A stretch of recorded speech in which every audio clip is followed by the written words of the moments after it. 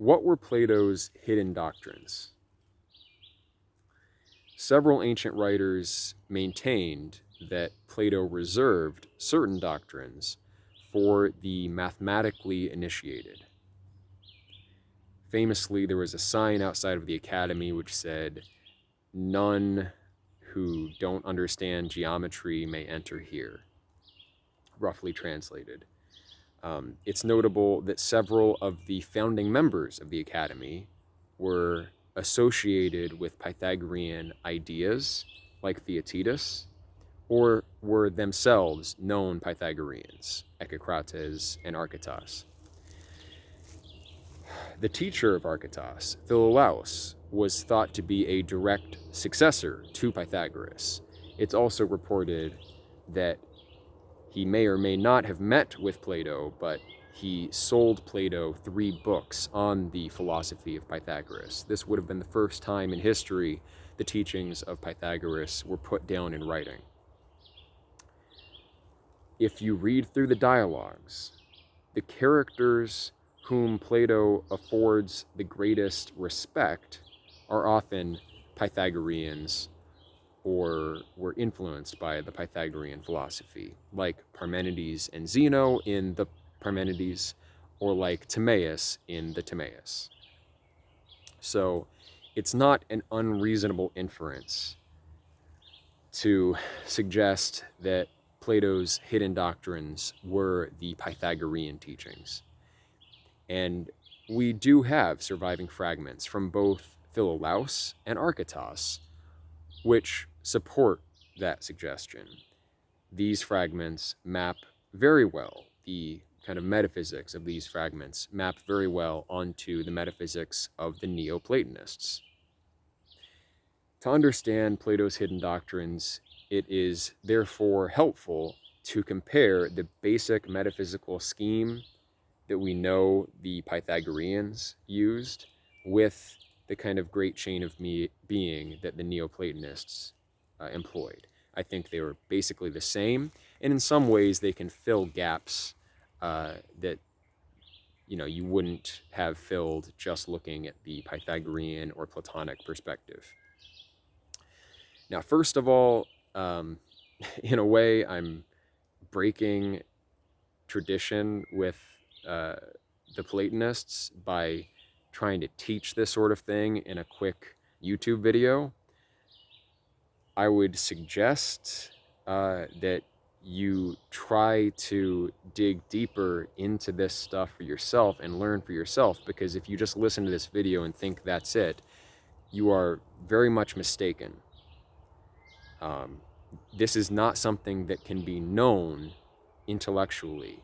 It does have to be internalized. It has to develop an internal unity in your mind, and then you can employ it as an extension of your thought, and there are many things that you can do with it. So there's that. The real mystery here also is not what Plato's hidden doctrines were. I think basic scholarship, or even just reading the dialogues and knowing the history of the academy, can show that Plato was a Pythagorean. The question is where the teachings of Pythagoras really came from. According to Pythagoras, he was not an original thinker. He brought together the various teachings of the mystery schools of the Mediterranean and Near East. It is my opinion that some of those mystery schools represent a continuation of secret societies that ultimately have their origin with the survivors of the destruction of Atlantis. So the reasons I have for believing that come from archaeology, modern science, and also the texts themselves. So that's partly why I think these teachings are so significant. I'm also just struck by how well they accord with the model that we have in modern physics. And I'll explain that a little bit. But anyway, to get to the core of this philosophy, if you want to learn it for yourself, just bear in mind that life offers clues that can be discerned by paying attention to the patterns and rhythm of certain forms in your environment, sometimes in the same form, in a very familiar form, like reading a comment, reading through a book, and you just happen to open to just this right page, and an idea comes through that resonates. Those sorts of clues, these synchronicities, have to be attended to. Sometimes life offers a literal teacher, and whether you accept that teacher and learn what is offered or reject that teacher will have disproportionately large impacts karmically on the rest of your life. That's just the way it is. Just to say that. So being introduced to an idea like this is not morally neutral. It changes things. And what you do with that, it can greatly enhance your agency, or it can result in certain freedoms being taken away. I just have to say that. But anyway, what is that basic teaching? On the one hand, we should look at the tetractys, which is a sacred symbol among Pythagoreans. It has 1 dot at the top, and then 2 dots, and then 3 dots, and then 4 dots, forming a triangle. On the Platonic side, we can look at the Neoplatonic model, which suggests a metaphysics beginning with the one, moving to the intellectual essences, moving to the realm of souls, and then matter, basically. The intellectual essences are something like the forms proper. Ultimately, the forms, in a larger sense, blend through the realm of souls, intellectual essences, the henads, if you include that level, like Proclus does, and then the one itself could be considered the form of the good in a certain sense. So there is a strict sense of the forms, which is intellectual essences, and then there's a larger sense of the forms. On the Pythagorean side, we have the one as well. And then we have Peros and Aporon, or the monad and the indefinite dyad. That is basically the limiting principle of reality and the unlimited principle of reality. Effectively, the masculine and feminine. Beneath that, we have Harmonia, which is the kind of strict sense of the realm of forms there. Beneath Harmonia, we have Cosmos. We'll look at this a little bit closer, starting with the Pythagorean model. The one is the first, for obvious reasons, but the main argument is that nothing else can coherently be put forward as a first principle of reality, because whatever you try to put forward, whatever concept you attempt to place in that position of your metaphysical hierarchy, it will have a unity.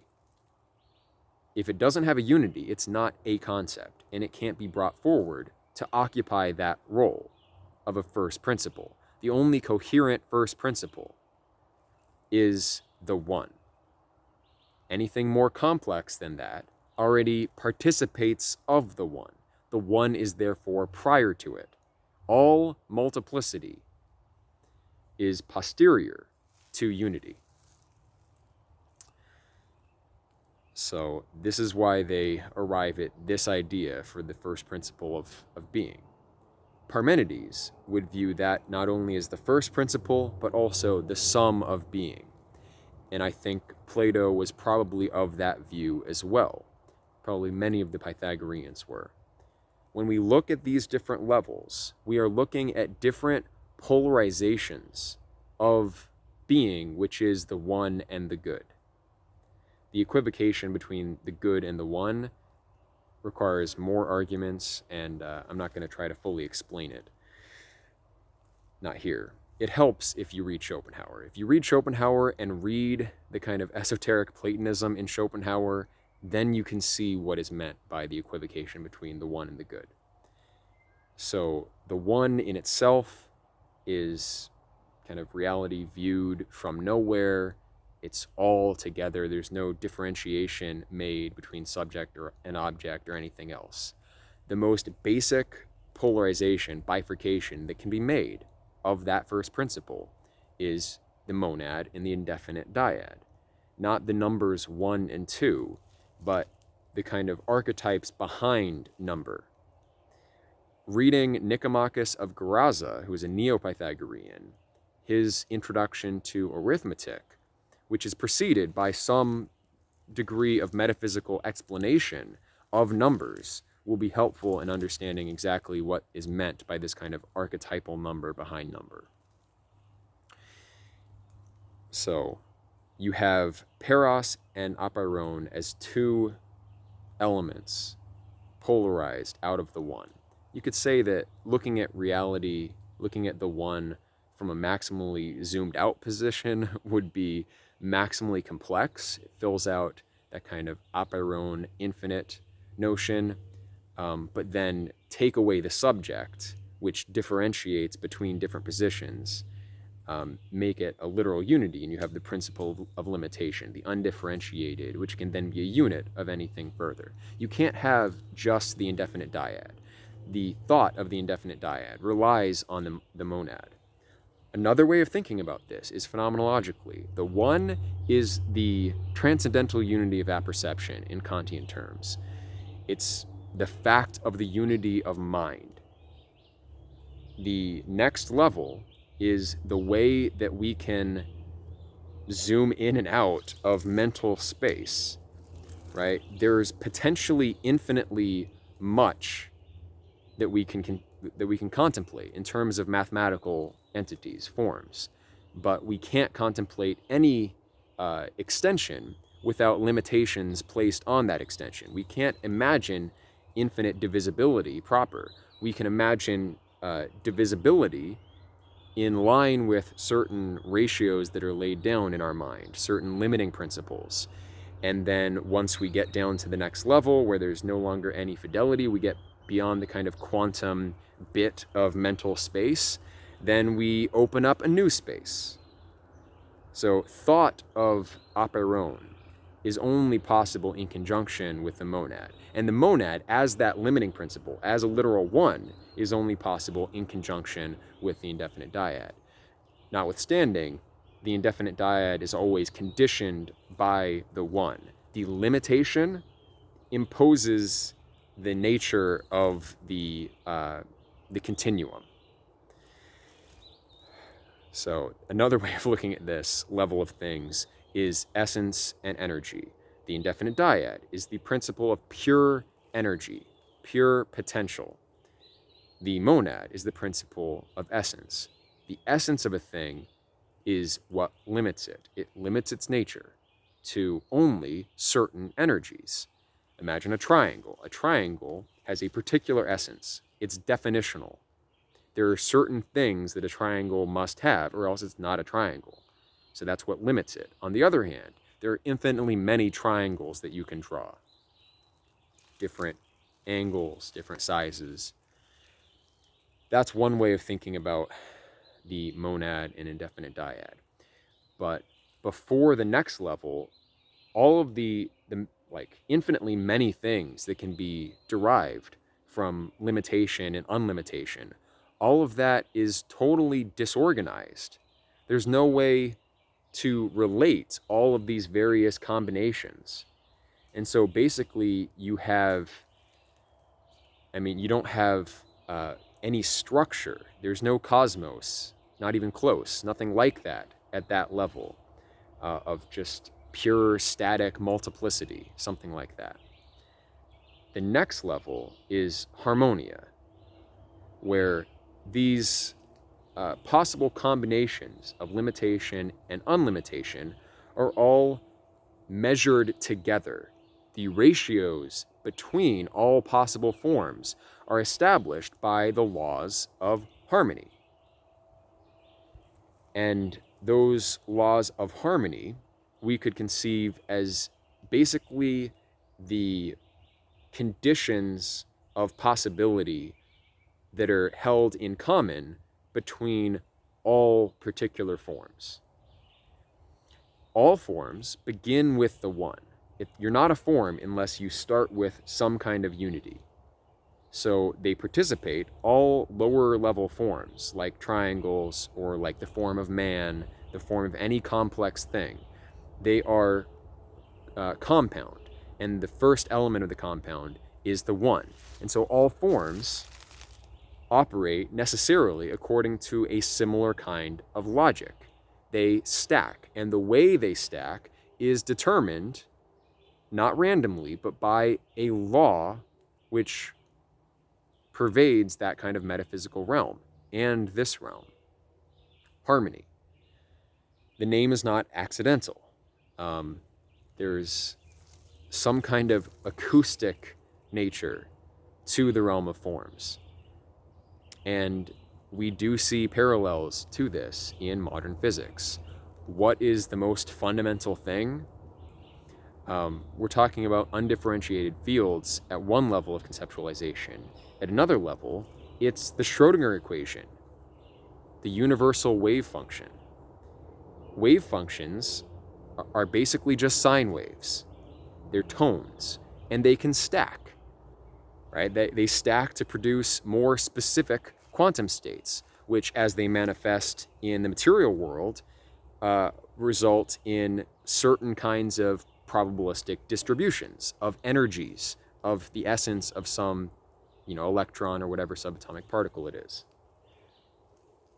So that's how the forms come together. They're all vertically stacked, but once you polarize within that realm of forms, the necessary relations to all other forms are simultaneously determined according to these principles of resonance, which are exactly the laws of harmony. In that way, why do you think the Pythagoreans studied mathematics, obviously, and music above all else? There's no way of knowing the law of harmony better than knowing harmony yourself. You can study it acoustically, and they did. They studied it mathematically, the Pythagoreans, by looking at the simplicity of the ratios established by certain combinations of sine waves. You could basically say that the more simple ratios are the more consonant intervals, and that's more or less true. But you get to larger, more complex harmonic structures where you can't necessarily determine the mathematical simplicity of a structure like that. You get fields of tones that combine in ways that are determined by local geometry and which determine local geometry. I know that's a cryptic statement, but there are cymatic geometries which are produced by the combination of certain tones that is basically the beginning of what we see in space as extension. The beginning of spatial extension is produced in a way through the resonance patterns that emerge through the combinations of certain tones. All of that is governed by the laws of harmony.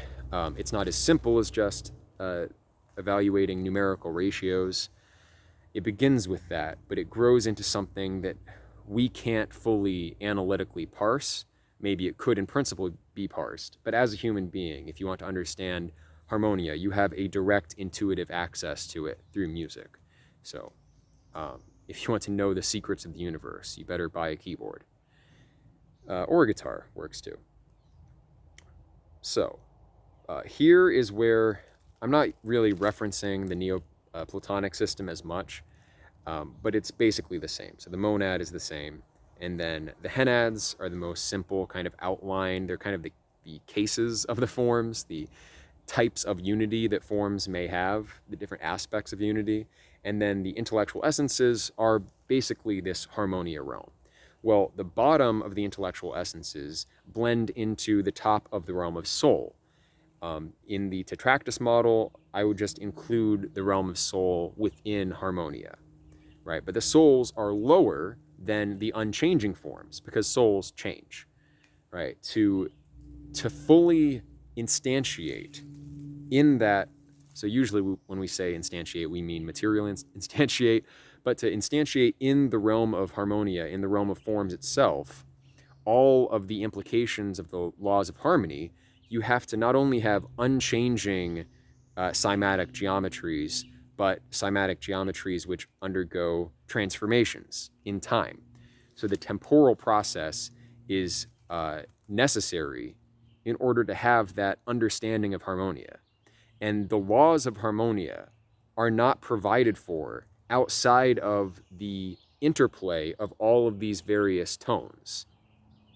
The laws of harmonia, in one sense, precede the combination of tones. In another sense, they are the consequence of the combination of tones.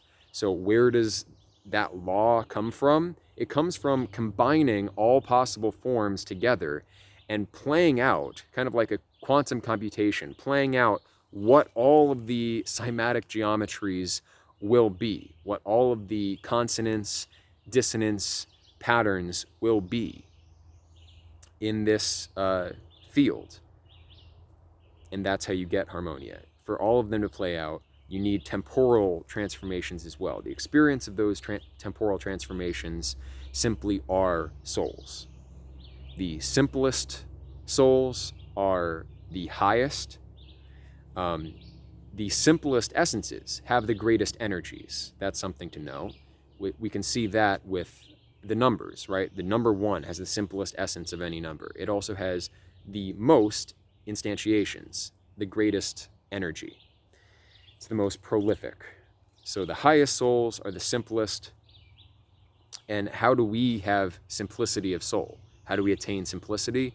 Psychic integration. So that matches quite well with what we think of as a healthy person, not this kind of schizophrenic, scattered smattering of different psychic ingredients, but a whole structure, and one which is maximally in accord with the laws of harmony, is one which deviates the least from those unchanging essences, and it's one, a soul like that is one that is maximally prolific itself. The souls are necessary to think of how we get spatial extension and material objects which are dependent on many subjects perceiving them, right? You don't find this particular leaf in the realm of forms. You get it in my soul's perception, but insofar as it's an object, a phenomenon of my soul's perception, it is really not this material leaf. It's a phantasm. It's an object of my imagination. It's something in my mind. To be more than that, you have to have the interaction of many minds. And then it makes sense to talk about the continuity of a physical material object. That the substance from which material objects are suspended are always souls. So that's how you get from harmonia to cosmos in the Tractus. The laws of harmony have to be played out. Souls have to experience what they do. And in the combination of many souls together, eventually we map out a space. I mean, the lowest level of any physical structure is going to be a soul. The highest level of the universe that we're in will itself be a soul. But material essences, as they actually exist, are suspended from souls, and we get a collectively constructed cosmos. But it's not a construct that's egalitarian. There is a principle of order on the cosmos that is embodied in the highest soul. You might say that's the demiurge, or call that the world soul. That complicates things. The demiurge concept should be treated separately from this. But in any case, it is constructed, it is ordered, it is crafted. That's why it's cosmos and not just an unbounded infinite sea of randomness. It's not just harmonia. It's not just this natural law kind of playing itself out and arriving at this particular kind of geometry. It's a designed space. The world is made as cosmos. So There are a lot of other directions you could follow in looking at this model.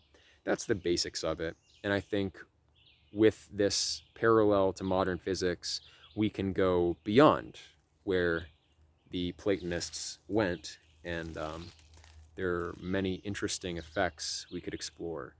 I didn't talk about pneuma, kind of interface between soul and body, soul and matter. That's another principle, that there's always intermediate steps. Another principle is that position in the hierarchy is always relativistic. It's not an absolute hierarchy. Remember, these are different polarizations of the one. So it's not that this triangle structure itself is the structure of reality. Reality as a whole is one. But once we take a position, and a position we take can be as simple as the simplest of intellectual essences, or it can be as complex as the lowest souls in the hierarchy. You know, germs, ants, the experience of some kind of molecule, something like that. But anyway, let me know what you guys think about this. We are running a Plato reading group right now, so we've already started, but if you want to get signed up for that, message me on Skype. I do recommend reading through the dialogues. They are the foundation of Western philosophy and thought, and I think we are kind of irresponsible in how much we neglect Plato today, especially considering how many modern physicists and mathematicians are still Platonists. It's not a dead school of thought. Part of the reason it's not more popular is that there's plenty of hints in the dialogues which suggest you shouldn't spread this stuff to the profane. So, you know, hopefully I'm not revealing too much in an inappropriate context, but to me, it seems that YouTube always works, and the internet in general works in mysterious ways where things come to you when you're prepared for them. So, thank you guys for listening. Let me know what you think in the comments. And if you want to support this channel, help me make more content like this, and eventually build a school, which I would like to, go ahead and support via PayPal or Patreon. And God bless.